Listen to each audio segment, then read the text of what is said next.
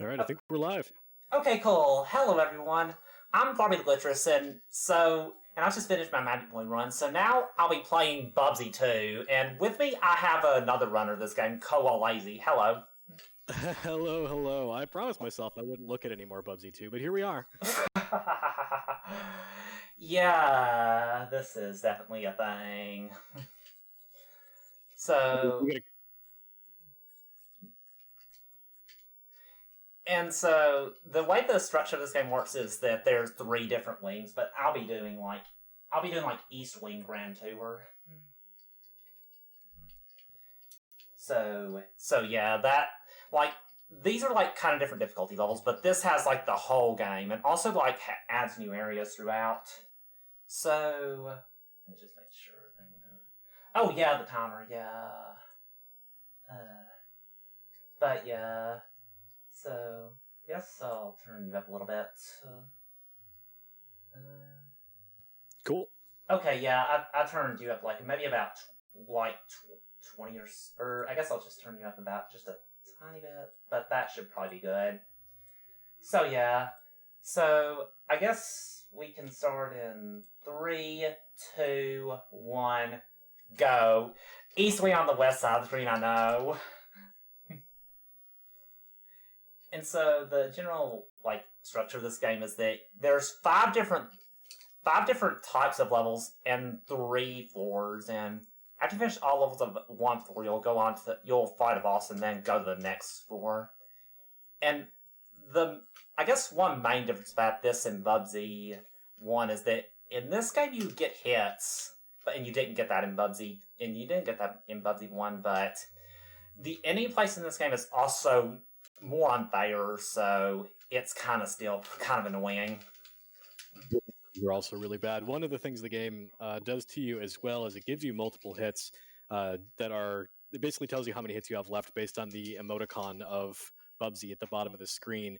And on smaller television sets, it's almost impossible to tell what face he's making. So you really don't know how many hits you have left. And also a bunch of the stuff in this game instant deaths you anyway. Yeah. Okay, good. I got that jump, so I was just able to jump to this, and this can be really hard to figure out what to do because later in this level you'll just need to go back in the door you came out of twice, and I remember that in the Kusa Grande race of that took a long time for people to figure out that you could do that. A map one time of this stage where it had little arrows to show you where all the doors took you, and it was just an absolute nightmare. It was impossible to see what's on the map because it was all red arrows pointing in different directions. Yeah.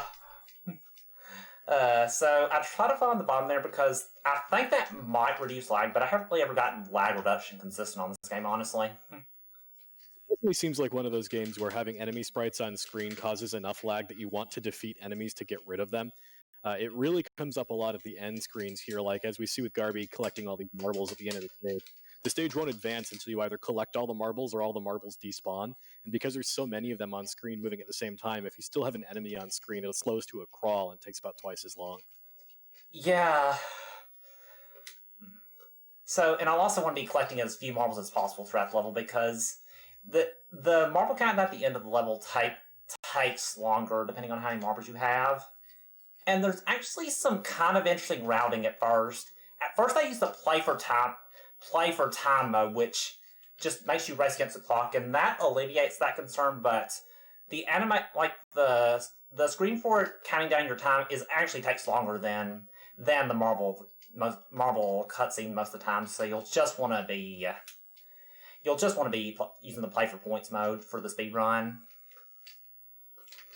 And fans in the audience, you may notice that there are instant death pits in most of these stages. And in the music stages, the instant death pits are literally filled with sharps. Oh.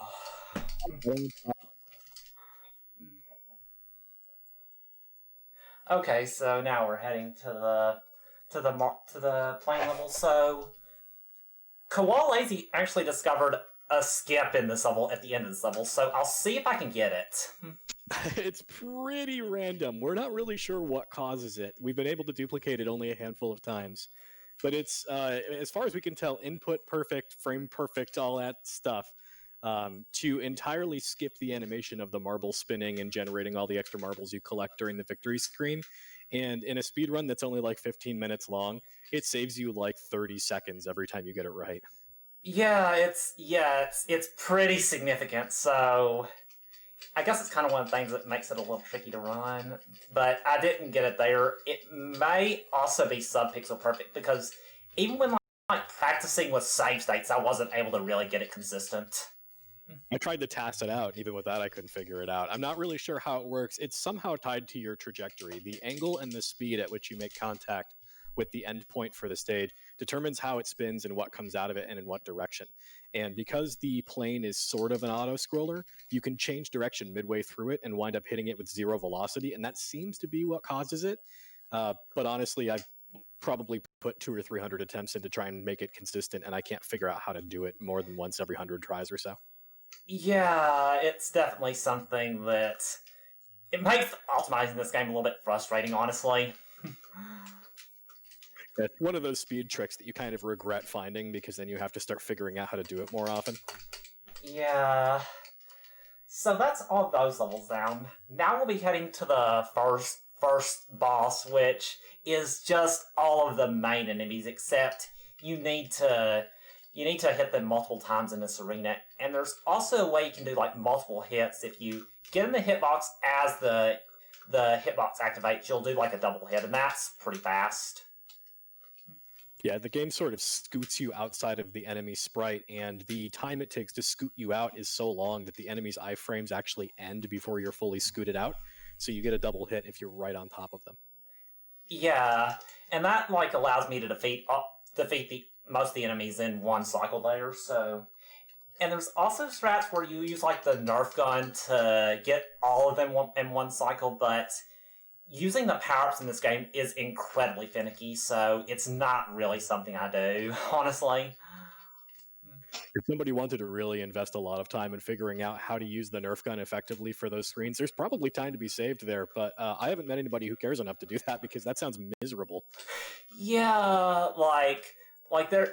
I guess I can also like talk about the power-ups. There's like a Nerf gun which like lets you destroy the enemies in one hit, but it's just a little tricky to use. And there's a smart bomb power which destroys all the enemies on the screen, which is pretty useful, but the screen is so small and enemies spawn so much that it's not as useful as you would think it is.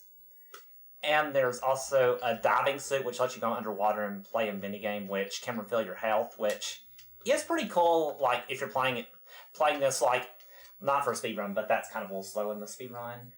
And also a black hole which lets you get out of the level. So I guess there's not really that much point to that one, honestly, but yeah, that's a power-up in this game. It helps if you accidentally go in the wrong door, I guess, but otherwise it's pretty useless. Something to be sort of curious about here. So there's East and West Wing, and this run is going to be East Wing, and East Wing is faster by a pretty significant amount, several minutes actually. They both have their own unique maps, but they still follow the same formula, which is the 5 types of world and then a boss stage at the end for each of the 3 floors. And East and West have totally different stages with one exception, which is the first Egypt stage on World 3, or on Floor 3, I should say. For whatever reason, that stage is actually duplicated from East to West, and I have no idea why. Yeah, that's kind of a thing with this. Oh, I didn't get that one. That should be fine. So you also noticed me being a little bit slow with the chain, with like the chains that move up and down at the first half of the level. If like those are one of the instant death traps, so you need to be really careful with that. Yeah, pretty much everything on screen can hurt or kill Bubsy, and more than half of the things that deal damage to Bubsy are instant deaths. So even though you can take multiple hits, you really can't. It doesn't work that way. Yeah. Okay, so I'm gonna do like. Okay, I was hoping to get to destroy that, but that's fine. I'm gonna be a little careful here because it's really easy to accidentally fall down there if you mess up the first part of that, and I'm a little scared now. Oh heck. Oh, yeah. So the music stages are actually probably the biggest headache in the entire speedrun because the enemy placements are bad throughout the game, but they're especially dense in the music stages, and they're extremely mazy. And the floors, walls, and ceilings sometimes have clipping issues, so sometimes you'll actually phase through parts of the stage and then have no idea how to get back to the routing. Yeah, thankfully that was like right before checkpoint, so it's not the most punishing death at least. Probably only lost maybe like 10 seconds or something total, so I guess it could be worse at the very least. And so there's also a lot of different routes through these levels. So one other difference between this and Bubsy 1 is that the levels are much more maze-like in this game. Yeah, it's actually entirely possible and maybe even likely that if somebody wants to really crack open this game and take a look at the routing that we're doing, some of these stages might be actually faster to complete by taking different doors or going in different directions because they're so mazy and the doors lead you in such random directions. Yeah. The So vast majority of the routing in this game is just Garby having experimented a bunch playing this game as a kid. yeah, basically, yeah. This is one game I really enjoyed as a kid, and I still enjoy it, even though I know that it's kind of like not the, it's generally not liked that much, but I still really appreciate it. Let's just say it's not likely to win any awards. Well, maybe some awards, but maybe not all positive awards. Good point. All right, yeah, fair enough. Yeah, and yeah, there's just a lot of routing that goes into this. So I'm gonna try to get this. Oh no, I don't think I did. Heck. But yeah, it's not really something I expect to get, but it's always cool when I get it. Like not have any marble spawn right here. Yeah, I think honestly, of the 6 plane stages, this is the easiest one to get it. And even this one, I would say, is like a 1 in 100 chance. It's actually incredibly difficult to do. Yeah. What about the Gold X award? Oh my gosh.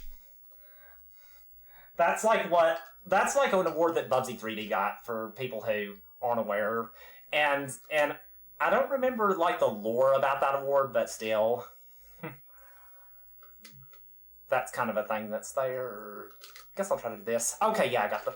Oh, okay. I was a little worried. There's like a frame perfect trick you can do to clip down layer, but it's not a frame perfect trick you want to get because that route's actually slower. I find with these sort of outdoor medieval stages in particular, if you get bumped off the routing, it is pretty much impossible to figure out where you're supposed to go to get back on the routing. Yeah. So now we'll be entering the second boss of this. This game goes pretty fast, I'd say. And this, you just need to hit the enemy 6 times instead of 4 for this level. You could probably save a whole lot of time here by using the Nerf gun, but that's not something I really feel comfortable trying. Oh, yeah, it can be a little hard to get that double hit. It feels a little more precise for that one. You know, these boss stages, if you get the movement exactly perfect, you can get those double hits every time, but it's way more likely that what'll happen is you'll bounce a little higher than you want to and get bumped off the rhythm. And as soon as you're bumped off the rhythm, every single enemy that spawns is going to deal damage to you instead of the other way around, so it actually winds up being better to sort of wait out a half a cycle and then jump on them again later. Yeah. Okay, so now we're in like the level that's the same in both the East and West Wing. This one. Except there is a different name in the West Wing variant of this, but the level design isn't any different. It makes me wonder if there's actually like a secret level somewhere on the cart and they just mapped it incorrectly or something. Oh yeah, that's a good point. I guess that could be what happened. I want to be a little careful here because I would have really liked to get that bandage. Okay, I'll get that one. And also, there's actually some product placement in this game. Like, I talked about the Nerf gunshot a little bit ago. I think that's actually like a cross promotion with Nerf. And so we're nearing what is probably the hardest level of the run. We're not there yet, though, I guess. There's a pretty important skip coming up on that level that we'll definitely want to go into some detail on. Yeah. And so, yeah. we're entering the third music level, and in my opinion, this is probably the hardest level of the run. Or maybe not as much now, because there is a skip that I discovered about a year ago that makes this a little bit easier. I'll be doing that. And that also makes smart bomb riding a little bit more friendly, so that's cool. Okay, yes, I got that, like, sometimes you could just get hit there, and that was quite a bit of time, but what I'll be willing to do is, so that homes in on you, and you can just jump here and get to this part, which will lead right to the last section of the level. And nice, that was fast. Yeah, I'm really happy with how that skip went. Ordinarily, this is the longest stage and the most dangerous stage in the game. It's got a lot of instant death. It's got a lot of really precise and difficult jumps. And previously, the routing involved bouncing off of an enemy to clip through the ceiling to get somewhere, like halfway through the level. The enemies do not respawn in this game, so if you miss the clip, you have to go a long way around. So you can have a lot of runs die here by just tacking on an extra 60 seconds or so. The skip that Garby just did, bouncing off the projectile fairly early in the stage, is something that I actually did by accident and then didn't know what to do, so I reset the stage. Oh! Garby happened to be watching and figured out how to duplicate it, and then how it would actually become useful in a run, which is to say it basically cuts like 40 seconds of stage off. So it's a huge advancement in the routing for the game. I'll also say that, interestingly, that skip I did isn't possible in the SNES version, because the projectiles don't home in on you, so you can only do that on the Genesis version. I can also say that the SNES version is actually significantly slower than the Genesis version, because there's significantly more lag, to the point where I think the SNES run is something like 2 or 3 minutes slower than this one. Maybe more, I don't know. Actually, and that brings up something that I had forgotten about until just now, but on the screen transitions in between the stages and the sort of hub area, you're mashing start to get through those sections. But if you mash really quickly, it actually causes the game to slow down. It like gets some sort of input lag or something. I'm not really sure exactly what's going on, but if you just like rhythmically tap the start button to go through, it goes a solid 1.5 to 2 seconds faster than if you're actually mashing start. Almost like you can pause during the screen transition. Yeah, that's definitely something pretty interesting with this game. There's like a lot with this that, in my opinion, even though it's kind of frustrating casually, it's a wonderful speedrun, in my opinion. As a speed game, it has a lot more going for it. And one of the biggest problems with this game for a casual player, besides the fact that it's super mazy, is that you go super fast like it's a Sonic game, but you get about as much of the screen as you would on like Game Gear. You really don't get to see where the enemy placement is until you're already through it and on the next screen. So if you already sort of know where to go and what inputs to make, the game can actually be a lot of fun. But if you're trying to play this casually, because of the maziness and because you don't get to see the enemy placement until they're already on top of you, it's just a miserable experience. Yeah, that's definitely what I'd say with this game. And here's the last chance to get one of these skips. It'd be so cool if I could get this. Oh my gosh, that's not perfect, but that's still a lot faster than normal. Yeah, it's pretty good. So the full skip, you get either 0 or 2 marbles out of it. If you get either of those 2 mixes, you can usually collect the 2 marbles and finish the stage. I would say probably not instantly, but within 1 to 1.5 seconds, whereas the normal marble collection animation is 14 to 30 seconds long. Yeah, okay, this boss can be a little bit tricky. So if you like bounce when you're not gliding there's actually a possibility of taking damage, so you want to be sure to be gliding as you hit the boss, but you also don't want to be gliding until you're right about to hit him, just to make it faster. Yeah, one of the things that he does here, too, is he'll jump to the top of the screen and sort of pinch you up between the top of the screen and his dome, and if that happens, he'll do damage to you guaranteed, and probably do it twice. You'll notice I'm taking this really, really slowly, because you see on the top right, this is Bubsy's final hit, and there we go, 1740. Nice. That's a pretty solid time, yeah. Sub 18 in a marathon. Yeah, my PB is actually a 1651, so that's still a little bit slower than my PB, but I'm still really happy with that run. Thanks. But yeah, that's Bubsy 2, and I guess that's everything. So I'm garbitheglitcheress, and thanks for doing the commentary, Kowal. Heck yeah, happy to be here. Yeah, and so coming up next, we'll have we'll be having. Well, I guess I'll just I guess we'll be having. Oh, we'll be having Alpha server. That'll be a lot of fun. So I'll throw it over to